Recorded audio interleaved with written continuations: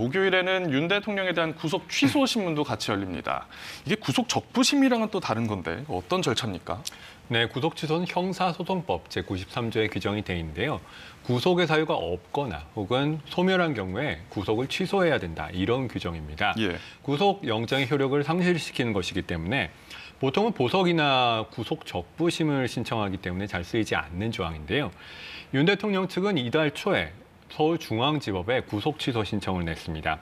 이 구속 취소 결정의 경우에는 서면 심리만으로 가능한데 이 사건에서는 재판부가 20일 오전 10시에 공판 준비기일에 앞서서 심리를 열기로 했고요. 법원이 기일 진행에 앞서서 구속 취소 청구에 대한 심리를 진행할 걸로 보이고 결론은 아마 그날 늦게나 아니면 그 다음 날 새벽에 나올 걸로 보입니다. 예. 변호사님, 그러면은 구속이 취소될 가능성은 법적으로 어떻게 보십니까? 네, 구속 취소 가능성은 상당히 낮다고 보입니다. 일단 예. 구속 사유가 증거인멸 우려였었는데요. 이제 기소가 된 마당이어서 법원 재판을 받고 있으니까 피청구인 입장에서는 증거인멸 우려가 없어졌다라는 것과 그다음에 영장 발부가 위법하다라는 것하고 구속 기간이 지난 다음에 기소가 이루어졌다는 것 정도일 텐데 지금 그 구속 기간 만료 여부는 일단 뭐 문제가 크게 되지 않을 것으로 보이고 그다음에 그 증거인멸 우려 그거는 뭐 증거가 다 제출이 되었다 하더라도 구속 사유 자체가 소멸되었다고까지 볼 수는 없는 사유이기도 하고 예. 또 영장 발부는 이미 영장 발부 법원에서 구속 취소 신문까지 한다는 것은 적법성이 이미 인정되었다는 것이어서 받아들여질 가능성은 사실 낮습니다. 예. 뭐 가능성이 낮다고는 말씀을 하셨지만 법원이 만약에 구속 취소 결정을 하게 되면 윤 대통령 뭐 바로 불구속 상태로 재판을 받는 겁니까? 네, 구속 취소 결정이 나면 같은 날 석방을 하게 되고 그러면 불구속 상태에서 재판을 받게 됩니다. 알겠습니다. 다시 탄핵 심판으로 돌아오죠. 목요일 10차 변론기일에 있을 증인 신문 이야기를 하겠습니다. 이날 한덕수 총리가 출석을 하는데 무슨 이야기가 오갈까요?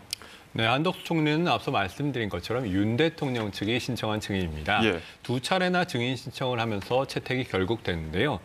윤 대통령 측은 계엄 선포 당시에 이 준전시 상황이었는지 이 계엄 선포의 배경을 보강하기 위해 애를 쓰고 있습니다.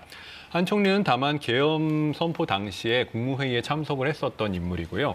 이 때문에 그 당시 상황을 잘 안다는 의미에서 그 신청을 한 것 같은데 다만 한 총리는 계엄 선포에 반대를 했다는 입장이고 그리고 경찰 조사에서도 계엄 전에 거쳐야 하는 국무회의 이런 것을 제대로 거쳤는지 간담회 정도로 생각한다고 밝혔기 때문에 예. 이 부분 증언이 계속 이어질지 관심을 있게 봐야 될 것 같고요. 주로 비상계엄 선포와 관련해서 적법성이 있는지 그 부분에 집중이 될 것 같습니다. 적법성과 관련해서. 그렇습니다. 또 홍장원 전 국정원 1차장도 출석합니다. 5차 변론기일 이후에 두 번째 출석이네요. 그렇습니다. 두 번째 나오는 증인은 이번이 처음이죠. 예. 홍 전 차장 같은 경우에는 목요일에 가장 주목받는 증인이 되지 않을까 싶은데요.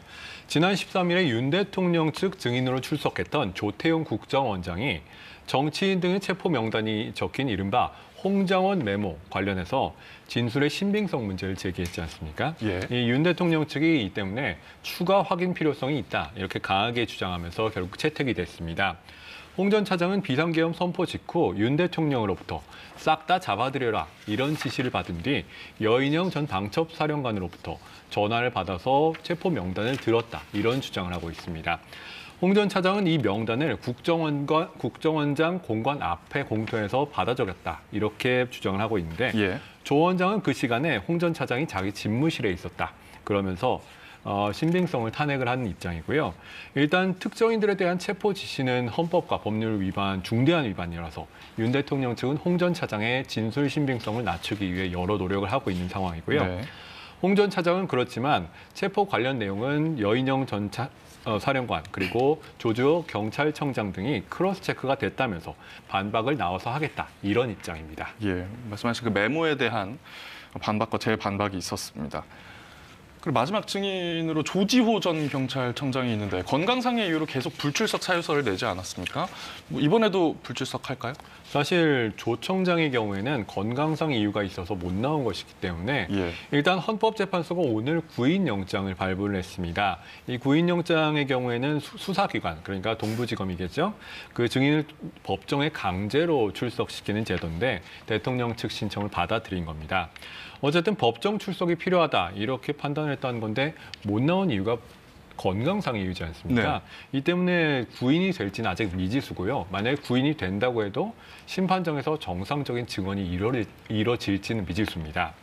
만약에 출석을 한다면 조 청장이 계엄 당시에 김몽식 전 서울청장과 함께 국회에 경찰이 투입됐던 경위 그리고 지시사항에 대해서 증언을 하게 될 것 같고요. 이른바 대통령과의 안가 회동 그 내용에 대해서도 증언을 하게 될 것 같습니다. 예, 알겠습니다. 두 분 이야기는 여기까지 듣겠습니다. 이기덕 변호사 그리고 백인성 법조 전문 기자였습니다. 고맙습니다.